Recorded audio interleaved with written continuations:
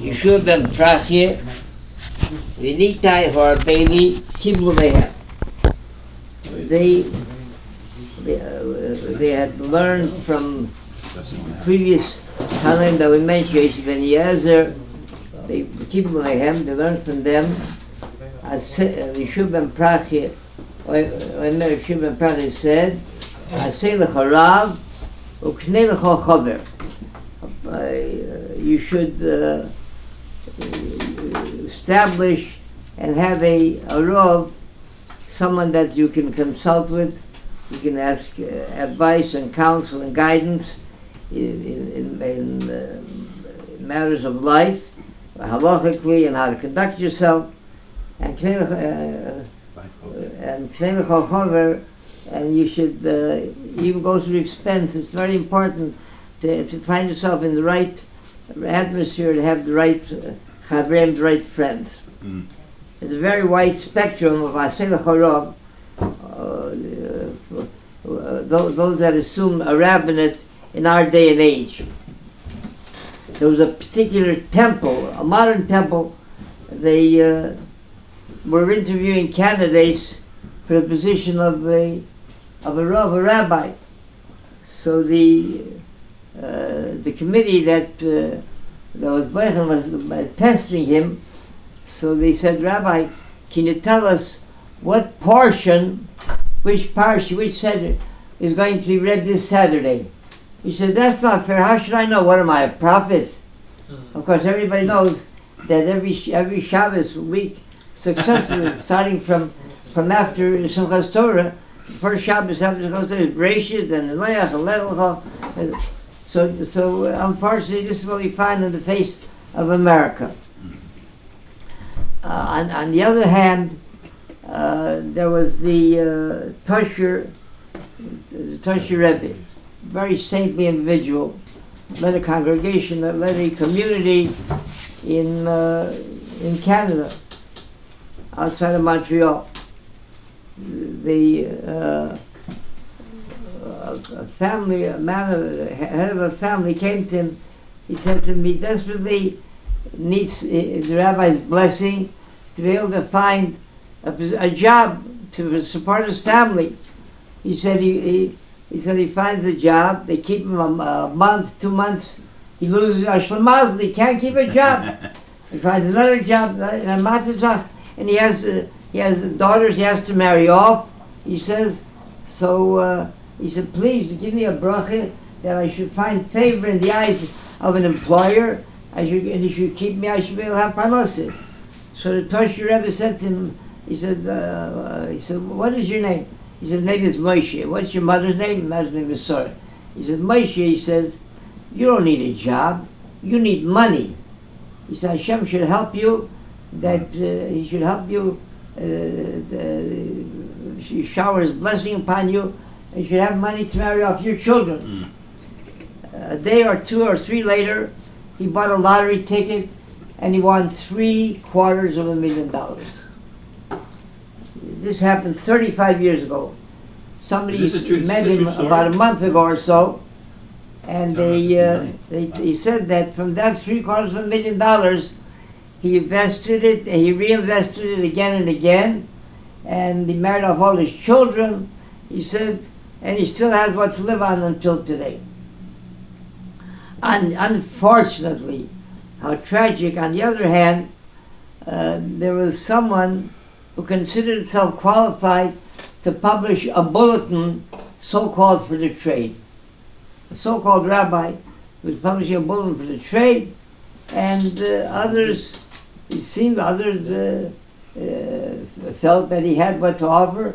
They wrote him letters asking him for advice. So he writes there a letter to the editor. Somebody writes him a letter. A rabbi somewhere out out somewhere in Wyoming or something. I don't know what town it was.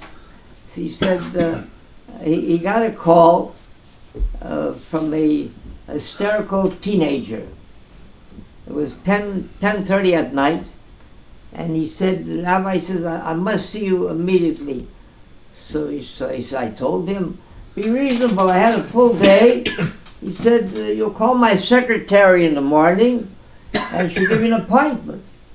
So he said, no, he can't wait. He's crying, he's hysterical. He said, I must see you. You must see me.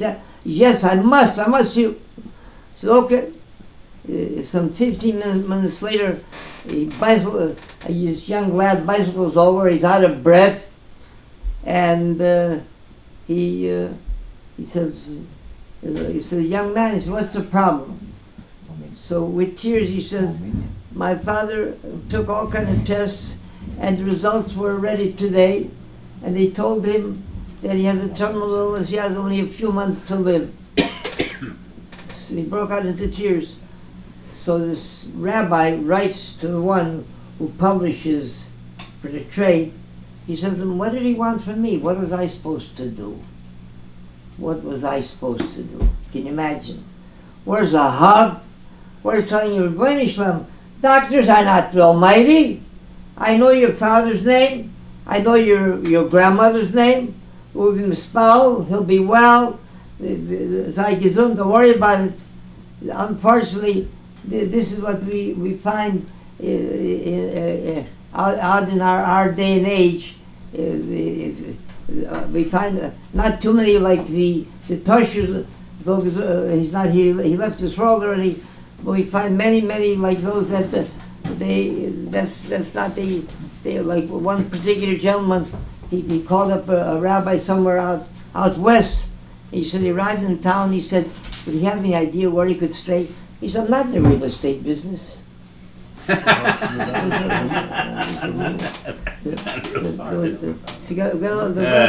was one time, Malak Ayid, one time, that he was known to be very hospitable, very a big machneserach.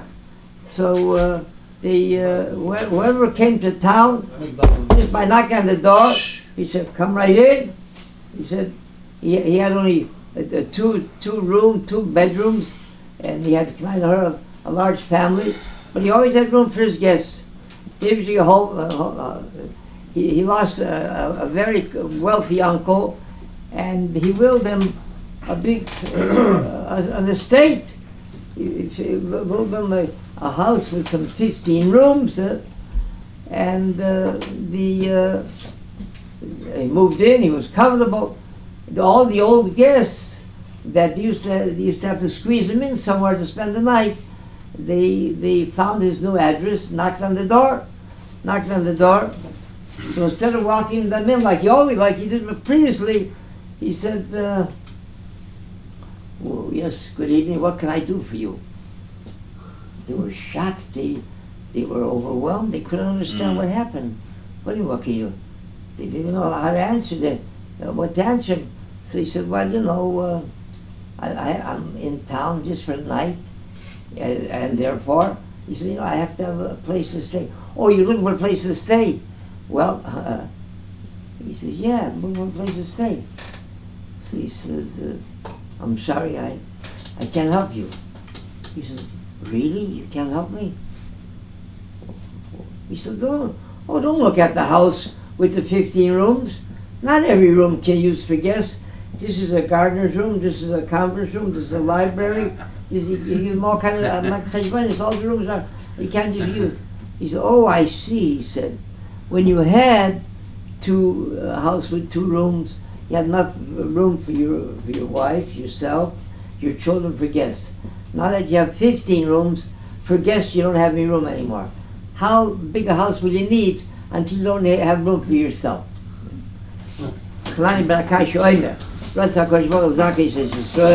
לפיכך קיבלם תורה מצוות שנאמר עד לא כל הזמן ציווי יד